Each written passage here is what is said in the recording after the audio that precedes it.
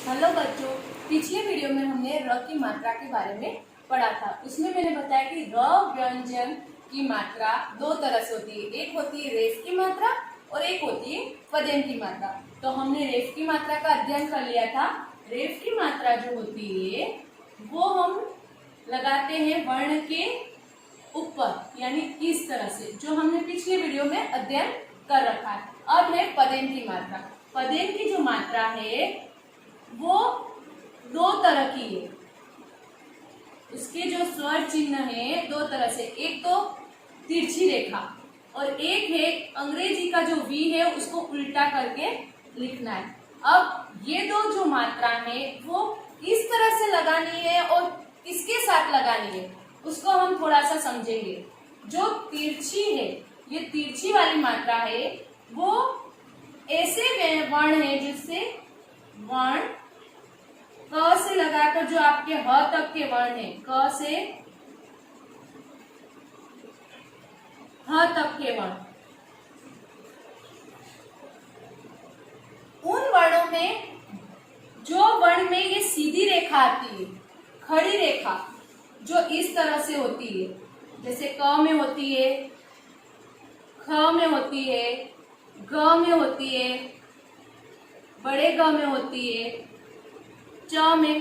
तो ऐसे व्यंजन या ऐसे वर्ण जिनमें इस तरह से खड़ी रेखा हो, उनके साथ में हम ये तिरछी वाली पदेन की रेखा लगाते हैं।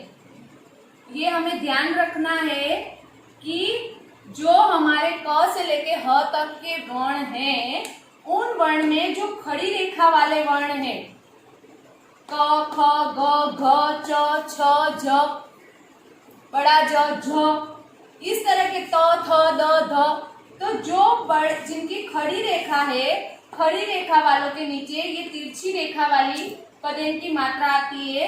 और जो दूसरा पॉइंट है उल्टा वी वाली, इस तरह की पदेन की मात्रा जो घुमावदार वर्ण, यानी जिनके वर्ण में ऐसी सीधी रेखा नहीं आती, तो वो कौन से वर्ण है? त,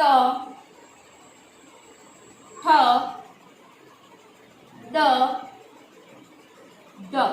जो ये वर्ण है उनमें सीधी रेखा नहीं है, तो अब इन वर्णों के साथ हम ये वाली मात्रा को लगाएंगे इस तरह से। तो अब ये दो हमें अंतर ध्यान रखना है कि पदेन की दो तरह की मात्रा है। पदेन का अर्थ होता है पद, पद यानी पैर। तो पैर यानी पैर हमारे नीचे होते हैं, तो ये मात्रा भी हमारे वर्ण के नीचे ही आएगी। अब ये दो मात्रा का उपयोग किस तरह से करना है? तो जो खड़े लाइन वाले हैं, जिनमें रेखा खड़ी सीधी रेखा वाले हैं, उनके साथ में ये तिरछी, और जिनमें घुमावदार वर्ण है ये चार, उनके नीचे उल्टा वी, अंग्रेजी का उल्टा वी लगाना है। ये तो हमारा मुख्य अंतर ध्यान रखना है इन दो मात्राओं के लिए। अब हम आगे बढ़ते हैं तो एक थोड़ा सा अंतर समझ लीजिए। रेफ की मात्रा जो है वो जब हम लगाते हैं तो हमारा र जो होता है वो होता है आधा, र वर्ण आधा होता है। और जब हम इसको मात्रा में बदलते हैं तो र जो है वो पिछला वर्ण, यानी पीछे वाला वर्ण, क र आधा है और म है, तो जो ये मात्रा जब बन के लगता है तो पीछे वाले वर्ण में लगता है। लेकिन पदेन का जो शब्द होता है, पदेन वाली मात्रा का, उसमें वर्ण आधा होता है और र पूरा होता है। अब अंतर समझ लेना, रेफ की मात्रा में र आधा होता है और पदेन में र पूरा होता है। और जब मात्रा में बदलते हैं तो बदलने पे जो आधा क है, यानी आगे वाले वर्ण में र की मात्रा लग जाती है और इस तरह से शब्द का निर्माण या बनता है। एक बार पुनः समझ लें इन दोनों में अंतर क्या है कि जैसे हम शब्द कोई भी बनाते हैं तो उस शब्द में वर्ण पूरा है, र बीच में आधा है और फिर म है। तो जब हम उसको मात्रा में बदलते हैं तो ये र जो है पीछे वाले वर्ण में मात्रा बन के लगता है, लेकिन पदेन में क आधा है और र पूरा है। इसमें र रेफ में आधा है और पदेन में र पूरा है, और जब मात्रा बन के लगता है तो आगे वाले वर्ण के साथ में लगता है। आगे वाला वर्ण हमेशा आधा ही होगा। ओके, तो बच्चों अब हम आगे बढ़ते हैं और आगे पढ़ेंगे र पदेन की मात्रा वाले शब्द। पहला हम शब्द बनाते हैं व दन र दन त। तो व दन र दन त तो मिलके बनता है व्रत। जो हमारा र है वो ये आधे व के साथ में पदेन की तिरछी रेखा में जुड़ गया है। तो ये पदेन की मात्रा जो है वो व में सीधी रेखा है और ये सीधी रेखा के साथ में तिरछी रेखा में जुड़ गया। दूसरा शब्द है च च दन क दन र। तो च और इस क आधे क में र की मात्रा जुड़ जाएगी तो बना चक्र। तीसरा है ड र और ये म। तो ड दन र दन म।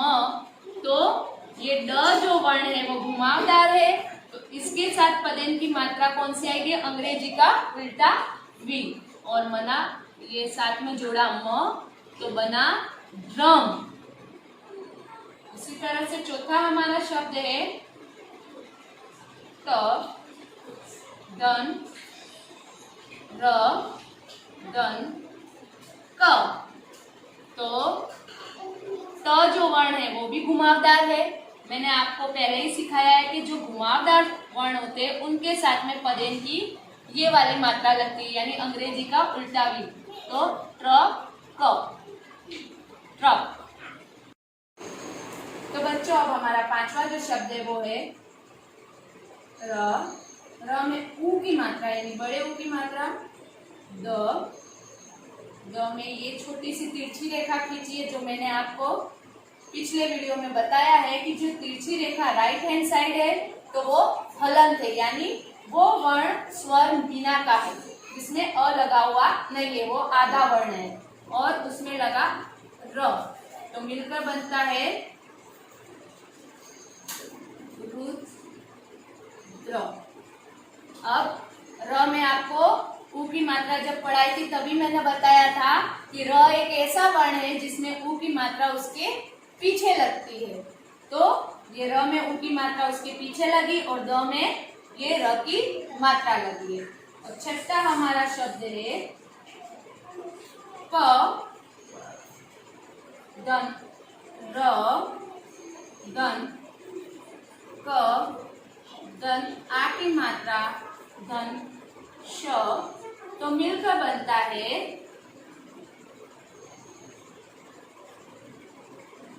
प्रकाश।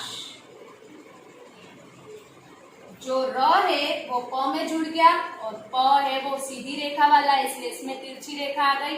अब तिरछी रेखा का एक बार समझ ले, जो लेफ्ट हैंड साइड तिरछी रेखा होती है उसे र पदेन की मात्रा कहा गया है, और राइट हैंड साइड तिरछी रेखा हो तो उसे हलंत कहते हैं।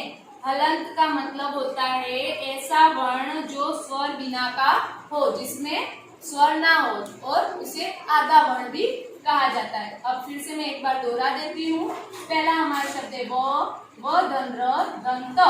तो व्रत। च च धन क धन र तो मिलकर बना चक्र।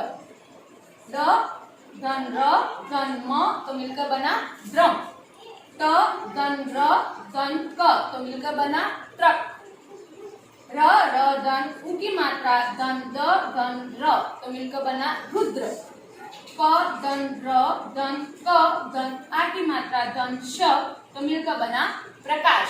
अब ये कुछ शब्द मैंने लिखे हैं, आपको 5 नए शब्द बनाने हैं। और एक बात आपको हमेशा ध्यान रखनी है कि जो हमारी र की मात्रा है, र पदेन की मात्रा, अगर त वर्ण के साथ में जुड़ के लगाते हैं तो उसका रूप बदल के त्र बन जाता है, जो आपने संयुक्त व्यंजन में पढ़ रखा। और एक है श, तो इस श में हमने लगाई ना तो बन गया